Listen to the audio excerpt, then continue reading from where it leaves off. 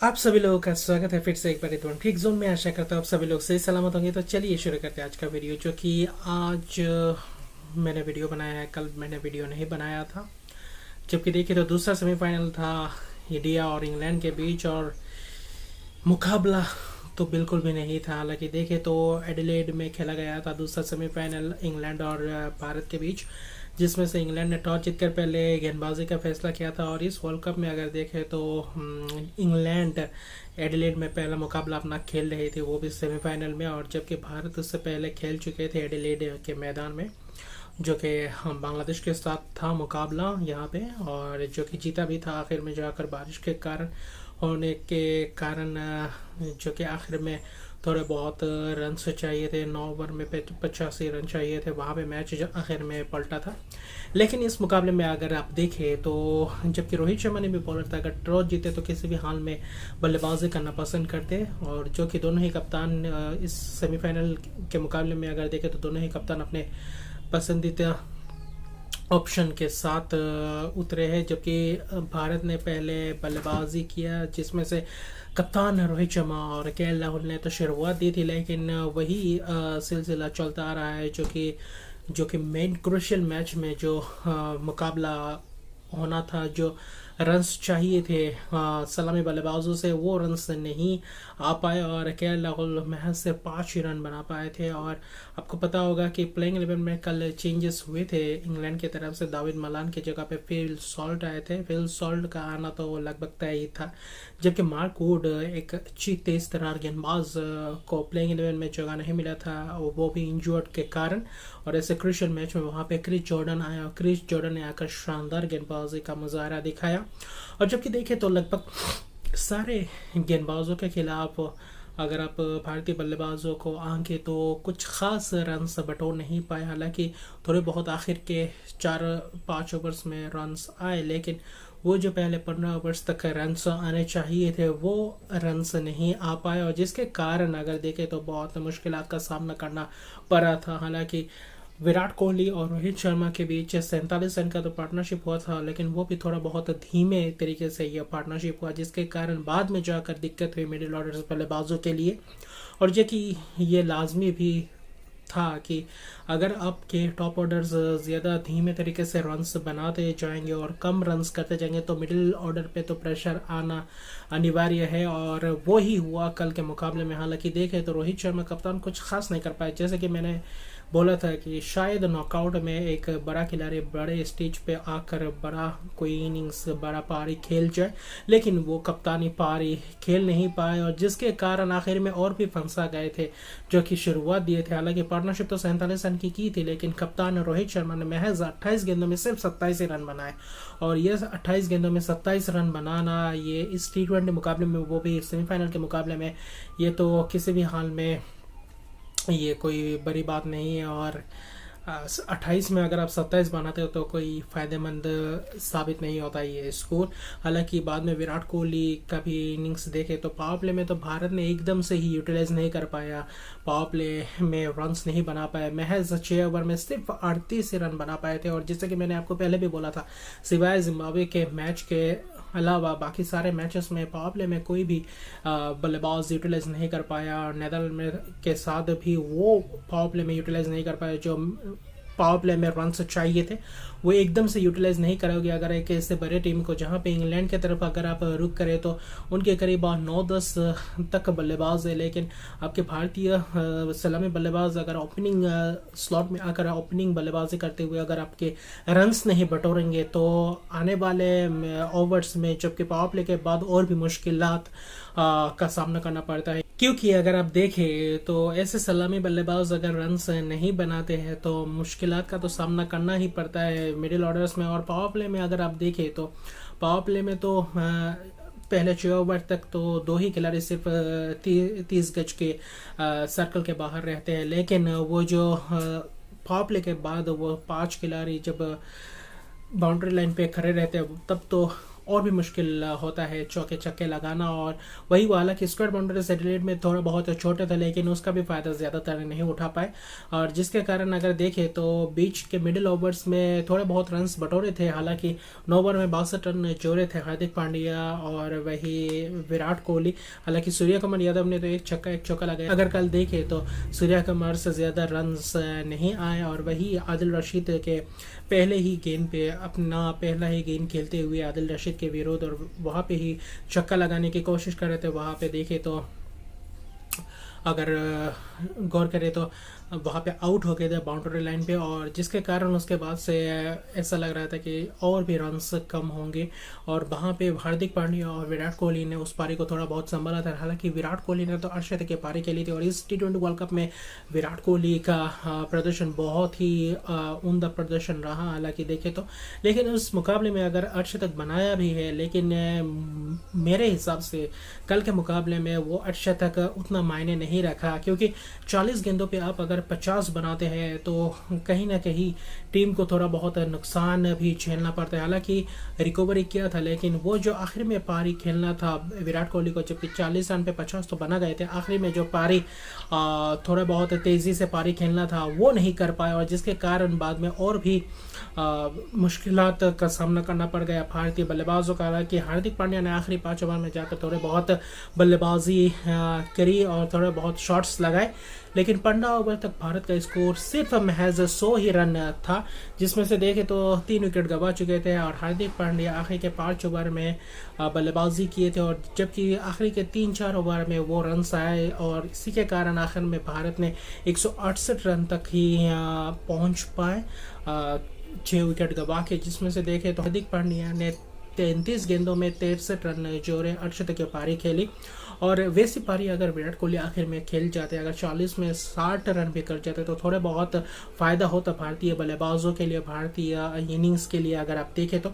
लेकिन वो कारनामा हो नहीं पाया, और हार्दिक पांड्या क्रूशियल मैच में फिर से स्टेप अप किया, लेकिन उनके साथ वो प्रदर्शन बाकी और बल्लेबाज नहीं कर पाए। जबकि विराट कोहली के साथ उनका पार्टनरशिप महज 61 रन का पार्टनरशिप हुआ, और ये पार्टनरशिप बहुत ही क्रूशियल पार्टनरशिप था अगर 168 तक पहुंचना चाहते थे। लेकिन एक समय ऐसा भी लग रहा था कि शायद भारत 150 भी नहीं कर पाएगा, वहां से 168 तक ले आए हार्दिक पांड्या ने, जहां पे अगर देखें तो अपने इनिंग्स में 5 छक्के और वही 4 चौके जोड़े, और आखिरी के 5 ओवर में 68 रन जोड़े, और जिसके कारण आखिर में भारत ने 168 रन बनाए। और तब ऐसा लग रहा था कि शायद टक्कर देंगे 169 रन का लक्ष्य, भी बहुत बड़ा लक्ष्य अगर ऐसे नॉकआउट मुकाबले में। जबकि गेंदबाजों की तरफ देखें तो क्रिस जॉर्डन ने आकर ही शानदार 3 विकेट चटके, हालांकि महंगे साबित हुए आखिरी ओवर में, 4 ओवर में 43 रन देकर 3 विकेट चटके, लेकिन भारतीय बल्लेबाजों ने वो प्रदर्शन नहीं कर पाए जो लियाम लिविंगस्टन। अगर देखें तो कल के मुकाबले में मोइन अली के तरफ से एक भी गेंदबाजी नहीं की, एक भी ओवर नहीं करवाए, जबकि आदिल रशीद लेग स्पिनर और वही लियाम लिविंगस्टोन जबकि उनके छठे या सातवें गेंदबाज उनके ओवर बहुत ही शानदार तरीके से करवाए। 3 ओवर में 21 रन देकर ये वो भी भारतीय बल्लेबाजों ने फ़ायदा नहीं उठा पाया लियाम लिविंगस्टोन के गेंदों में भी। और वही देखे तो आदिल रशीद ने भी 4 ओवर में महज 20 ही रन दिए, 1 विकेट चटका, और वहाँ पे मैच ख़त्म कर दिया। हालांकि देखे तो और कोई भी गेंदबाजों के ऊपर चढ़कर नहीं खेल पाए हमारे भारतीय बल्लेबाज, और जिसके कारण आखिर में जाकर सिर्फ 168 ही रन बने। हालांकि 168 भी आखिर में जाते हुए बहुत बना गए थे, लेकिन वो जो पहला रन्स बनाने चाहिए थे, जो पहले 8-10 ओवर में रन्स बनाने चाहिए थे, वो नहीं कर पाए, जिसके कारण आखिर में आकर बहुत बुरी तरीके से फंस गए और 168 रन पे ही महज आकर पहुंच पाए। अगर 180-85 करते तो शायद थोड़े बहुत मुकाबले में रहते, लेकिन मुकाबला तो हो ही नहीं पाया। अगर देखें तो वही क्रिस वोक्स ने भी 3 ओवर में 24 रन देकर 1 विकेट चटके। कुल मिलाकर देखें तो फील्डिंग भी बहुत ही शानदार फील्डिंग रही। इंग्लैंड के फील्डर्स के द्वारा, और वही 169 रन का लक्ष्य था। ऐसा लग रहा था कि अगर पावर प्ले में 1-2 विकेट चटकाए तो बहुत दिक्कत का सामना करना पड़ सकता है इंग्लैंड के टीम को।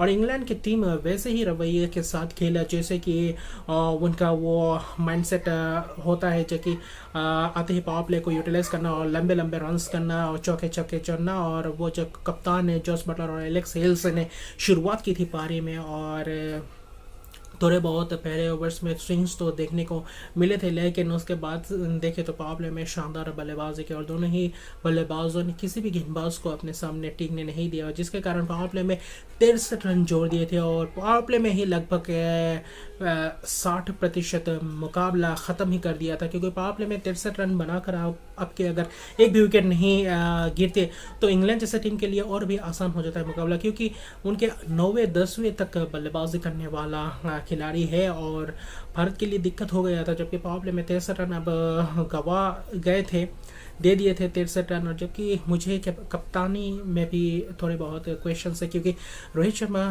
की कप्तानी कल मुझे पसंद नहीं आया। इसलिए पसंद नहीं आया क्योंकि अर्शदीप सिंह को अपने दूसरा ओवर डलवाया था। दूसरे ओवर में अगर देखें तो अर्शदीप सिंह ने 8 ही रन मैच दिए थे और थोड़ा बहुत स्ट्रगल करते हुए दिखाई दिए थे एलेक्स हेल्स और जॉस बटलर। हालांकि एक चौका मिला था, फिर भी जब स्विंग्स मिल रहे थे अर्शदीप सिंह को, क्यों दूसरा ओवर नहीं कराया, चौथा ओवर क्यों नहीं कराया? अगर वहाँ पे एक और ओवर कराए तो शायद एक विकेट चटकाने का मौका मिलता, क्योंकि पहले पहले स्विंग मिल रहा था और एकदम से एक ओवर करने के बाद उनको रोक दिया। जबकि भुवनेश्वर को 2 ओवर दिया था। भुवनेश्वर कुमार ने भी पहले 2 ओवर में 25 रन देकर महज इस मुकाबले को पावर प्ले में ही उनके तरफ पलट दिया था और वहाँ से मुकाबला पूरा पलट गया इंग्लैंड के तरफ। और इंग्लैंड पूरी एकदम फियरलेस क्रिकेट खेलते जा रहे थे, और जबकि जैसा खेलना भी चाहिए था, जैसा T20 फॉर्मेट है और T20 में आपको पावर प्ले को यूटिलाइज अच्छी तरीके से करना चाहिए, और वैसा ही किया जॉस बटलर और एलेक्स हेल्स,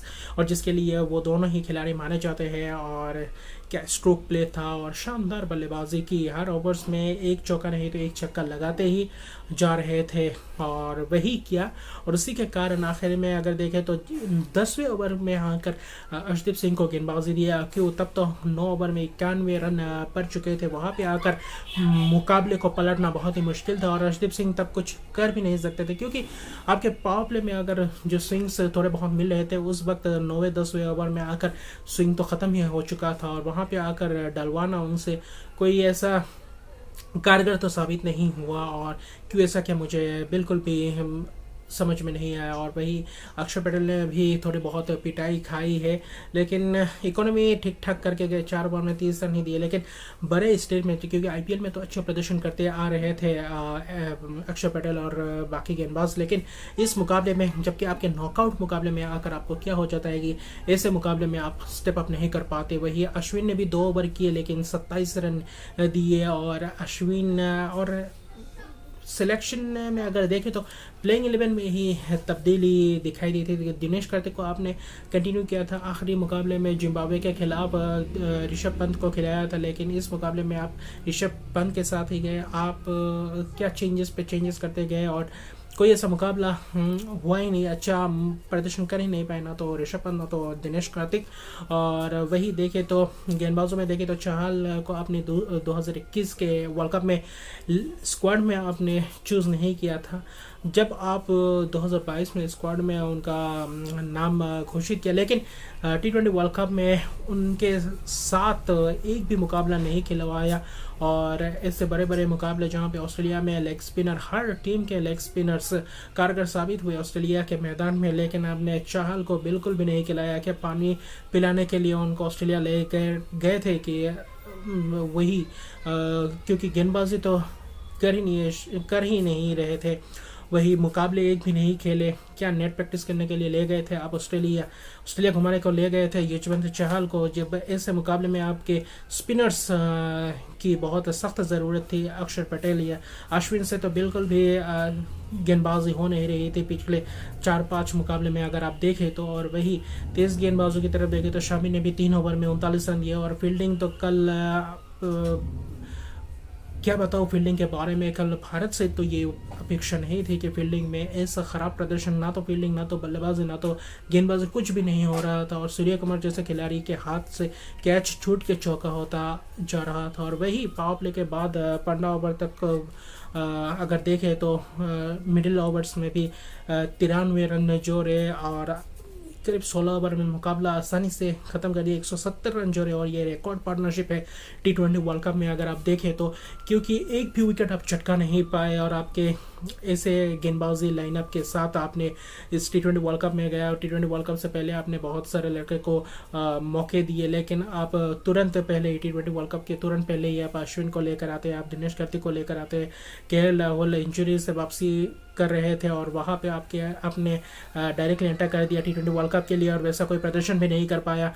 और ऐसे खिलाड़ियों का अगर प्रदर्शन नहीं कर पाते तो उनको ड्रॉप कर देना चाहिए। और रणजी, हालांकि सैयद मुश्ताक अली ट्रॉफी खिलवा के अच्छे प्रदर्शन करके फर्स्ट क्लास में फिर से वापसी करवाना चाहिए, जैसे कि हार्दिक पांड्या ने किया था।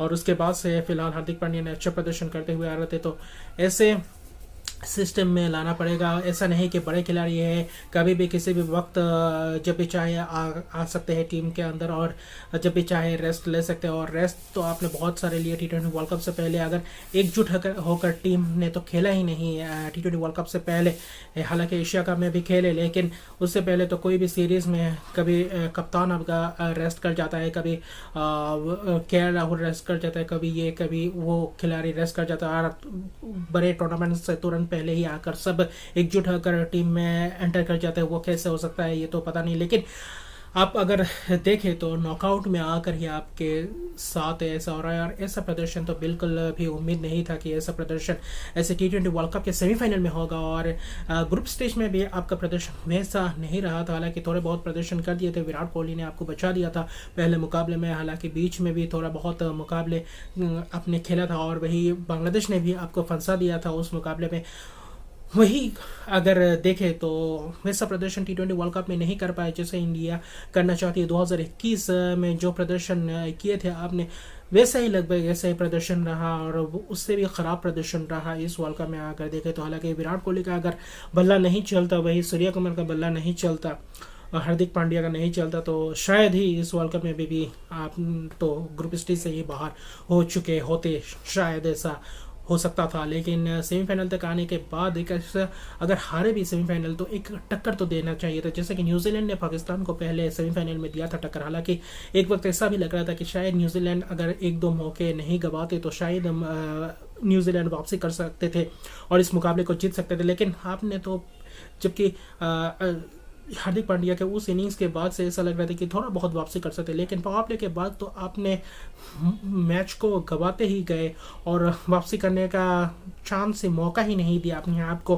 और क्या कहे, लेकिन अर्शदीप सिंह इस T20 वर्ल्ड कप का पॉजिटिव पॉइंट है कि अर्शदीप सिंह इन फ्यूचर बहुत अच्छी गेंदबाजी करेंगे, क्योंकि प्रेशर सिचुएशन में भी अच्छी गेंदबाजी करते हैं। हालांकि 2 ही ओवर किए, महज 15 रन दिए और किफ़ायती साबित हुए ये ही 2 गेंदबाज, जबकि अक्षर पटेल और अर्शदीप सिंह बाकी तीनों ही गेंदबाज 11 के ऊपर प्रति ओवर देकर कर गए, और जिसके कारण आखिर में भारत को ये मुकाबला हारना पड़ा। और यह बहुत ही बड़ी दुखद बात है कि भारतीय टीम फिर से इस T20 वर्ल्ड कप, एक और T20 वर्ल्ड कप या एक और वर्ल्ड कप में बाहर होते हुए, और एक और साल हमें वर्ल्ड कप का इंतज़ार करना पड़ेगा। अभी तक वर्ल्ड कप हाथ नहीं लगा।